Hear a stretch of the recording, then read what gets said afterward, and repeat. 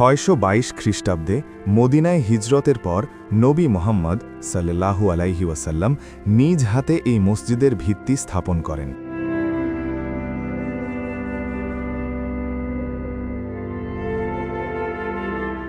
শুরুকে এটি ছিল খেজুর পাতা এবং মাটির দেয়াল দিয়ে তৈরি একটি সাধারণ কাঠামো। পরবর্তীতে খলিফা ওমর রাদিয়াল্লাহু আনহু, উসমান রাদিয়াল্লাহু আনহু এবং উমাইয়া খলিফাদের আমলে এটি বৃদ্ধি করা হয়।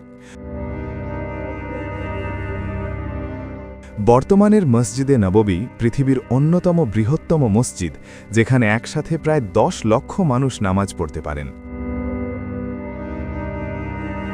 মসজিদে নববীর স্থাপত্যের প্রধান আকর্ষণ হল আল গুম্বা আল খাদরা বা সবুজ গম্বুজ। 1817 সালে উসমানীয় সুলতান মাহমুদ এটি নির্মাণ করেন এবং 1837 সালে এটি প্রথম সবুজ রঙে রঞ্জিত করা হয়।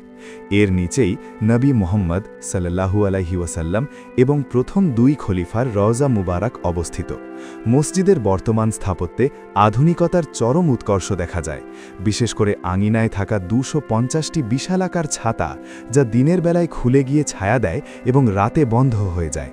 এই ছাতাগুলো এমনভাবে ডিজাইন করা যে এগুলো মদিনার তপ্ত আবহাওয়ায় তাপমাত্রা প্রায় 8 ডিগ্রি সেলসিয়াস কমিয়ে দেয়। CTC news, Canada.